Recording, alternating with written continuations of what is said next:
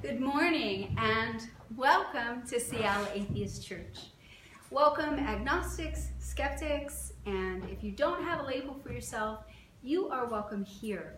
At Seattle Atheist Church, we call ourselves an atheist church because you will never hear anything supernatural talked about from the podium. I'd like to share with you the Seattle Atheist Creed. Seattle Atheist Church was founded on the principles of scientific naturalism and secular ethics.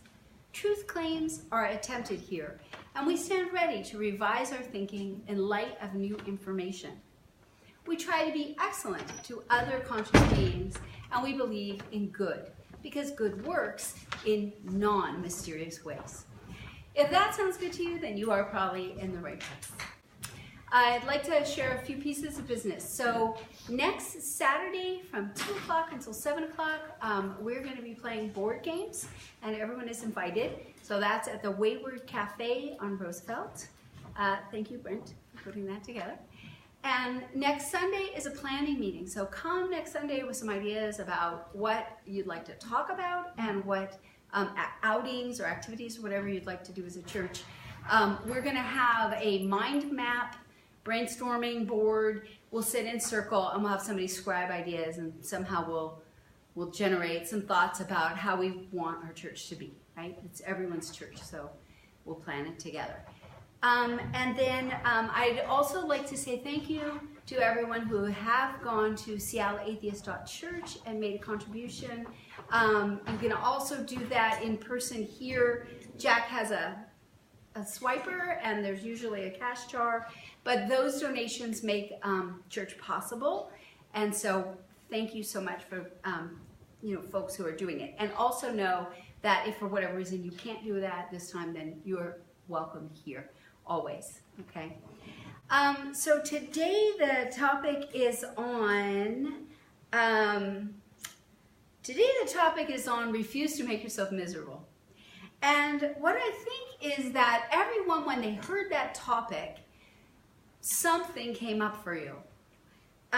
So what makes one person miserable is very different and very personal, but miserable is that thing that causes your heart to ache with worry or regret or makes you angry. And if you're very reactive, you might think that something outside of yourself is making you miserable.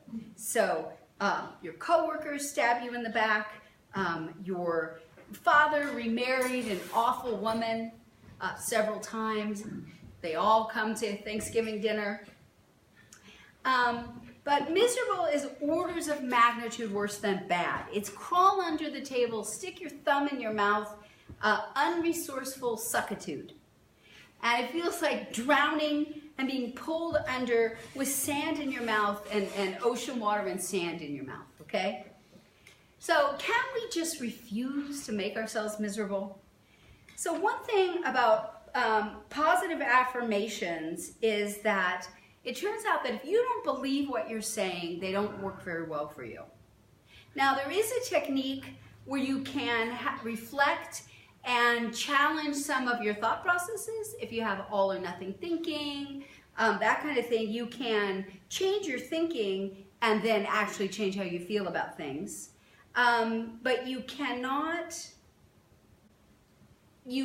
just, make an affirmation and whistle a happy tune, because it doesn't really work that way. All right, so let's talk about the situations that make us feel miserable, some of them, and then try to generate some tips for what we can do to help ourselves get through it. So one technique is called the 3 questions technique. So anything that you're thinking about, ask yourself at least 3 questions. Every time you come up with an answer, ask another question, ask another question, ask another question to help yourself dig deeper. So for example, somebody says they'd love to feel acceptance and harmony in their family, but they have a feeling of discord. Okay, you have a longing for family. So you have to ask yourself, what does family mean to you? So does family life involve jolly banter around a table, which might be suited to a casual Friendsgiving? Does it involve making lifelong connections with someone? who is the keeper of your story. And in that case, that might be friends as family and family as friends. And it requires really investing in a relationship. And if you continue to spend time with your blood family and you're having some difficulty there, ask yourself if it is enough to believe that they care about you, even if you have to walk on eggshells around them. Is it possible to give up on the fantasy of how things might be so that you can be present for how things are? Okay, some of us feel miserable about the way something in our lives turned out. And it is true that some opportunities will slip through your fingers like sand. You will never get a second chance at certain moments. Like a star athlete who injured his shoulder before he could win the coveted award, or the singer whose voice weakened over time, there are certain things that pass out of our lives with regret. Now, how can you refuse to make yourself more miserable than the situation deserves? So, a lot of misery is triggered by reminiscing on the past or projecting into the future. And while this can help us make sense of our past and work hard towards building the future we want, we need to balance this with a return to center, staying present. Take a long breath and come back to center. If you've had bad things happen to you in the past, you might need to actively choose to be your own best friend and defender in the present moment. Another idea. Think of a bank ledger with pluses and minuses, and make sure your life has plenty of pluses to bounce out life's minuses. You might need to sit down and actually plan out some little joys. A nice walk, a hot bath, some cuddle time, reading a good book with a blanket and an animal on your lap. Take good care of yourself and do the things that signal that you know your own worth and that build up your energy and strength. And do those things, especially when you feel like wallowing in misery. Now, consider that if there's something that is making you feel ashamed, you are probably not alone in your experience. But feeling ashamed is a lonely feeling. Imagine only you have that experience. Reach out to others and keep seeking until you find the people who've been through your situation and come out the other side. So there was an article in the private Facebook group about the fact that many men suffer as much rape as females do, or have suffered as children, or even in current, even as adults.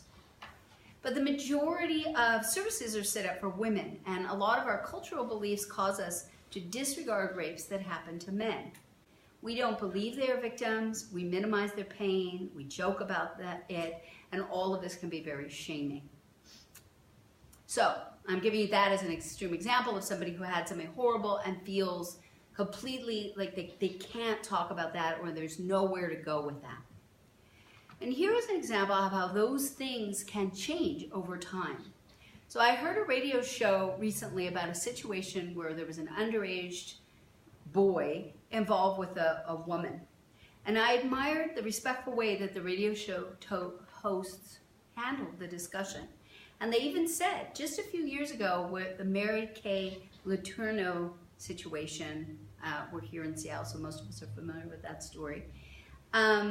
They said, you know, not very far away from here in time, we would have laughed about this. We joked about this. But now we've come to understand how hurtful these things really are. And so that is just how quickly culture can evolve, because I think it's been maybe 6 years or something.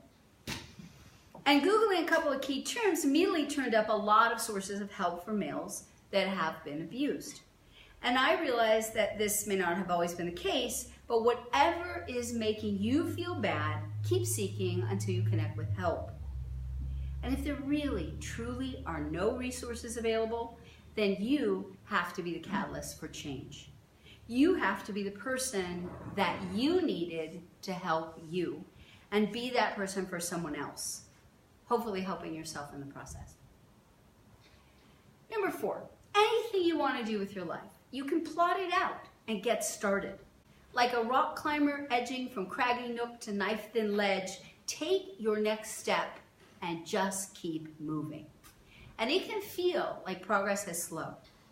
Personally, I get a lot of creative ideas and I'm sometimes frustrated by how things don't happen as quickly as I would like them to happen sometimes. But Stephen has a saying that people overestimate what they can do in a couple of months and underestimate what they can do in a couple of years if they just keep going. Stay consistent. And then another good friend of mine has sort of the opposite quote, which is that she says, nothing two women can't accomplish in a weekend if they put their mind to it. And now that I've been coming to Seattle Atheist Church, I know that that's nothing that two people working together, committed people, can't accomplish. What do you want to do with your life, and do you need help getting there? There are people here to help you. Most things in life take other people. We learn from each other. We inspire each other. We build together and we celebrate together. So for example, we're building our Seattle Atheist Church Children's Church curriculum. And we have a really good first half of it, but we want to develop the ethics portion. Tyrell mentioned he wants to help students learn about, children learn about environmental stewardship. So I spoke with a librarian. That librarian got really excited about helping us and wants to be involved.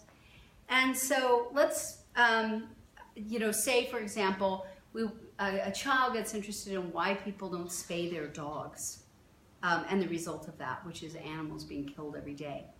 They can learn to solve the problem and take action. So we call this direct ethical action response.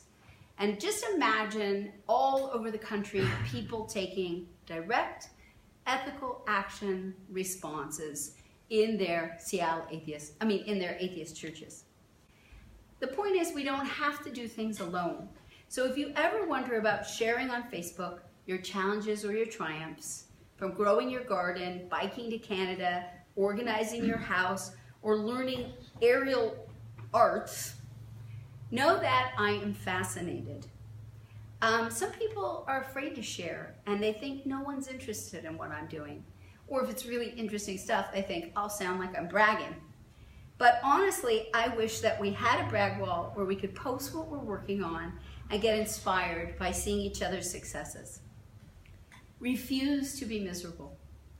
Well, the ouches will still hurt. But we can take that pain and rage and round it out with interesting and pleasurable and positive direct action. Refuse to swallow salty ocean water of despair and let yourself go under. Let the waves wash over you and dissipate, because the ocean is much bigger than the waves and the sky is much bigger than the ocean, and the lifeline is always within reach if you keep reaching. Thank you.